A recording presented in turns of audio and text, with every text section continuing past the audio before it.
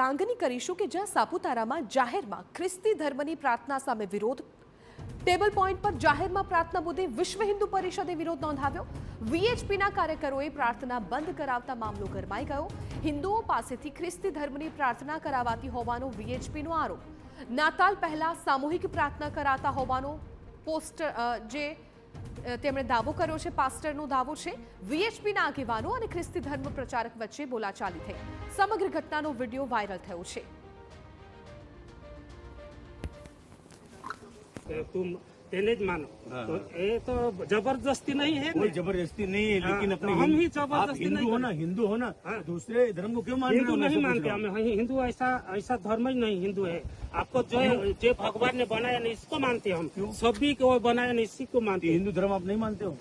हिंदू से जन्म लिया हमें. हिंदू से तो हिंदू धर्म की पूजा करो हिंदू ना, तो क्रिश्चियन क्यों मना रहे हो लोगों को? हिंदू है ना, ये लोग गुमराह क्यों कर रहे हो? मैं सब हिंदू जो है तो सभी को मानते हैं. हिंदू हमें सबके मानते हैं, पर एक ही बनाया है इसके वधारी हमको.